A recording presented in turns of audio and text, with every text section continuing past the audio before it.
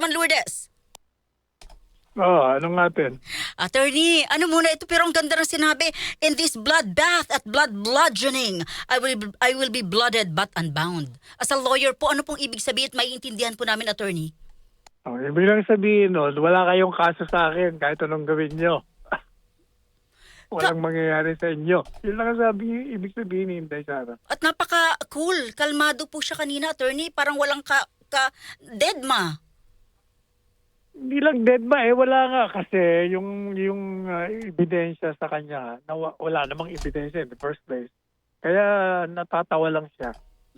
Kahit anong gawin nila, di ba hindi niyo pa pinanood kahapon yung sinemplang ng gusto si Luistro. Lahat ng mga motion nila denied. Na i-cover po namin, attorney, sa ating mga kababayan, para ho sa inyo as a good lawyer, ano pong inyong masasabi sa amin sa naging deliberasyon kahapon? Unang-una, mali yung pagpalit nila sa presiding officer. Nilabag na naman nila sa ligang batas, kaya mamamantsahan yung impeachment trial. Pag may pumunta sa Korte Suprema, nagreklamo, mananali pa yung mga prosedimento nila. Kasi malinaw ang sa ligang batas. Ang Senate President ang presiding officer. Ang nakalagay yung sinasabi nila, wala naman nakalagay na dapat ang Vice Presidente ang presiding officer. Hindi ko maintindihan kung marunong sila magbasa o hindi. Ang nakalagay sa saligang batas, ang Senado ang impeachment court, di ba? So kung ang Senado ang impeachment court, natural yung presiding officer ang magpipreside sa impeachment court. Kaya lang, naglagay ang mga framers ng Constitution, merong exception. Ano ang exception? Sabi niya, pag ang presidente ang really tisin, dapat Chief Justice. So madali sabi, ang general rule, ang presiding officer ay ang Senate President kasi nga, ang Senate ang impeachment court. Natural, kung sino yung bossing doon, siya ang magpipreside. Maliban pa dyan, yung rules na ginawa ng Senado, ay consistent with the Constitution until binago nila. Binago nila sa pamamagitan ng pagbalasahan. Pero ang problema, nung balasahan, nung ginawa nila si Gatchalian na Senate pro tempore at saka acting president, wala pa silang quorum noon. 12 lang sila Kaya illegal yung ginawa nila.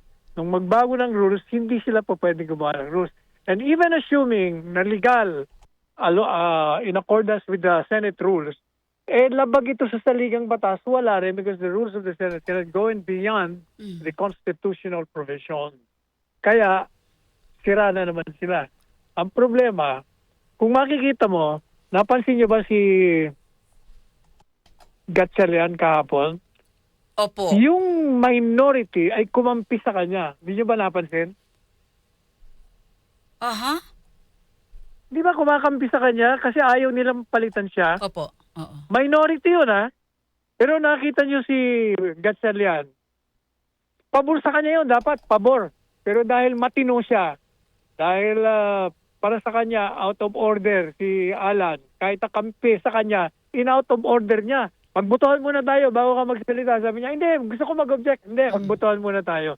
Doon mo makikita kung bakit pinalitan si Gatchalian. Bakit? Hindi makontrol ng administrasyon ang presiding officer kung si Gatchalian. Kayang-kaya nila si Escudero. Okay.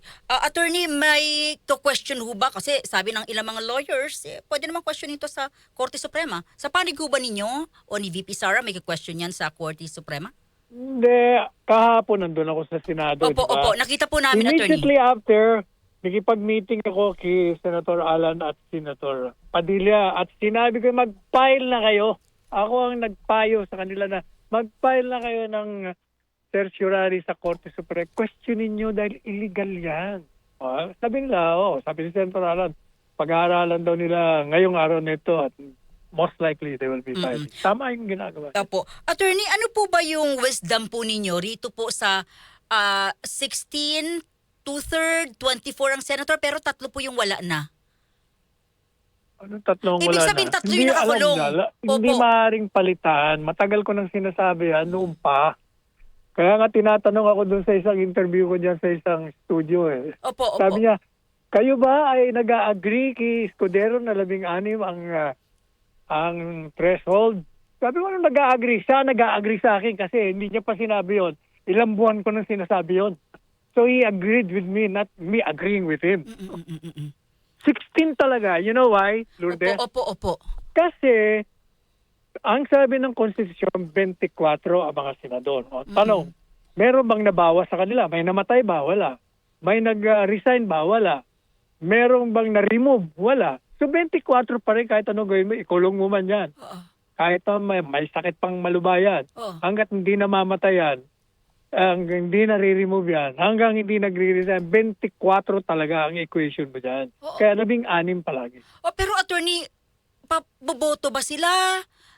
Makakaboto ba sila? What if hindi sila makaboto? Nasa kulungan? Paano yun? Boto yung mga yan.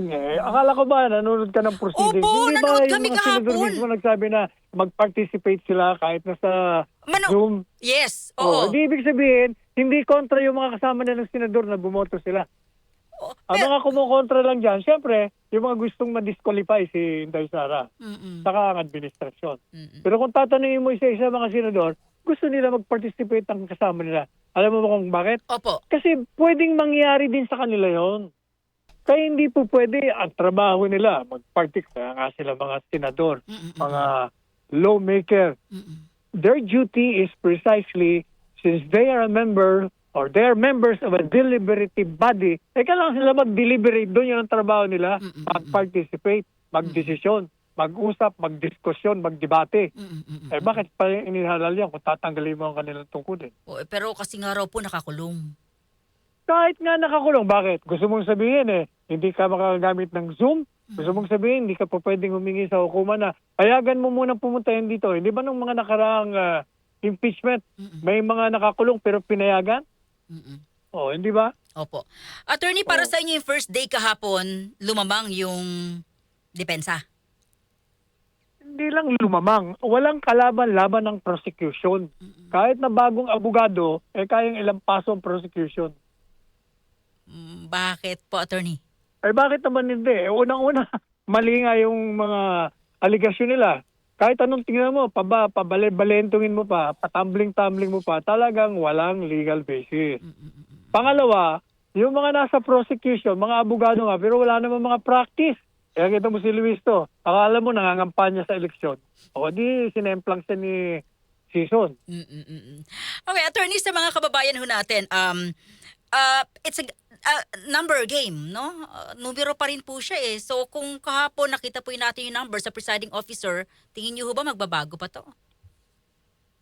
Gaya na sinabi ko, ang impeachment trial is a numbers game. Yes. At yung mga senador na yan, sa ngayon, dahil malayo pa ang 2020, bigyan mo pa siya ng isang taon. Maglalaro muna yan. Maglalaro-laro sila sa kung sino may kapangyarihan. Pero the year before the election, maniwala kayo, makikita niyo na ang tunay na mga mukha niyan. At ang tingin ko, ang tunay na mga mukha niyan, hindi sila papayag na ma-disqualify at ma-convict si Inday Sara sa mga akusasyon na wala namang batayang legal.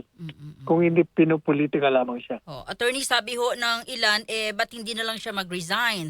Total naman, kung tatakbo siya uli, napakalakas niya, mananalo naman siya. Kung yung mga nagsasabi noon, mga kalaban niya yun. Pero attorney, what if, no, hindi nga pinalad sa impeachment, so hindi na siya pwede... Hindi mangyayaring hindi pinalad. Maniwala kayo, hindi papayag ang taong bayan dyan. Kahit anong gawin nila. Sabi ko nga sa artikulo ko, they are courting a political Armageddon sa ginagawa nila ngayon. Kasi ang tao, galit na, lalo nilang pinapagalit. Pag yan umalsa, wala na. Tapos na sila. Ano pong inyong payo o reaksyon sa pagkakaaresto po ni Senador Marcoleta at ng kanyang mga kasamahan? Magpalit siya ng abogado. Bakit po, attorney? Di sana. Kung magaling abogado niya, hindi siya nakakulong ngayon. Hindi na timbrihan yung warrant? Kasi yan, alam mo, ang problema, hindi ko alam kung nagkonsulto siya sa abogado o nag-abogado sa sarili niya. Ang demanda sa kanya, napakasimple lang ng una. Dinidemanda sa kanya, hindi ka nagdeklara ng mga kontribusyon mo, Tama. campaign fund. Mm-mm. Ang naging depensa niya, teka muna, hindi pa naman ako kandidato noon. Totoo, hindi siya kandidato, pero ang batas nagsasabi, bawal yan na hindi mo ideklara. Mm-mm. Madali sabi, whether kandidato ka pa at the time in contemplation of law o hindi, you are required to declare that. By not declaring it, you violate that law. Pero ang problema ganito, Opo. nakalimutan ng abogado na kinonsulta niya o ni Marcoleta na ang penalty ron ay fine lamang. In fact, pwede mong i-amend ang SOSE. Pero by saying na, teka muna, nung tinanggap ko yan, hindi pa ako kandidato, ay patay. Kasi nung sinabi mo yan, ang magiging problema mo ngayon, tumanggap ka ng pera bilang kongresista. At yan ay bawal. O, yun ang nangyari. Pero kahit na nangyari nga yan, kung magaling ang abogado, ang gagawin lang ng abogado dyan, simpleng-simple, yung tinanggap niyang 75 million pesos ay campaign funds. Whether sinabi niya na iyon ay tinanggap niya na hindi pa siya kandidato. Sinasabi nila, umamin eh. Unang-una, yung pag-amin kailangan nakasulat. Pag ikaw yung umamin ng isang krimen, hindi tatanggapin ng hukuman na basta sinabi mo lang. Tama. Kailangan under oath. Pangalawa, dapat may abogado nag-a-assist sa'yo.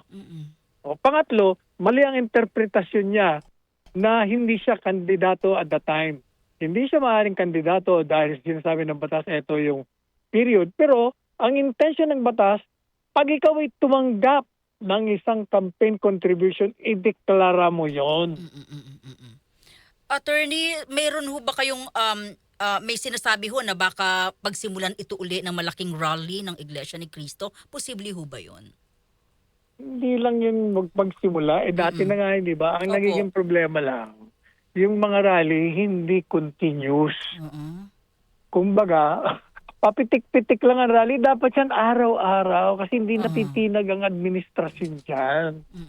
Nagtatawa lang sila kasi after 3 days, hinto na naman. Nakakantay ka na naman ng 1 buwan, 2 buwan. Taka na naman. Ito naman mga iba, hindi na yung sinasamahan. Puro lang salita din kasi. Kung nagkakaisa sila, makikita ng administrasyon, kagaya nung nakita ng kanyang ama, na talagang araw-araw mong ginawa namin. Kaya nagkaroon ng EDSA Revolution. Alam mo, hindi naman yung military, sinisisi nila yung mga pulis. Yan, ba't di kayo gumagalaw? Kayong protector ng bansa. Paano nyo mapapagalaw yan? Kung hindi naman kayo lumalabas ng kalsada. Kasi yung mga yan, naghihintay. Kailangan makita nila na araw-araw, ayaw na ng tao. Saka lang sila gagalaw. Attorney, kayo po'y naimbitahan kahapon sa Senado? Obvious ba yun? Nandun ako. Hindi, kasi sir, yung iba, di ba nagpapalista, kayo po VIP na imbitahan talaga. Nag-ano raw? Iba nagpapalista, sir, para nandoon. Kayo po talaga na imbitahan.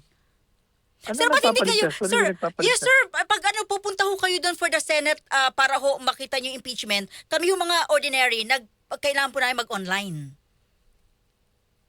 Hindi. Kasi ako, di ba may programa ako? Opo, Pag may opo. programa ka, kailangan i-cover mo para pag nag-komentaryo ka, personal, may kaalaman ka sa nangyayari. Attorney, straight to the point Kaya po ito. pumunta ako. Oo. Hindi ho ba kayo kinausap para ho makasama po sa mga private counsel ni VP?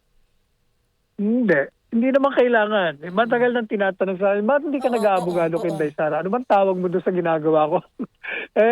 Hindi pa mayor yan, nag-aabogado na ako sa pamilyang Duterte. Mayor pa lang si Duterte. Kalabisan na, nasasama pa ako dyan. Unang-una, kayang-kaya nga.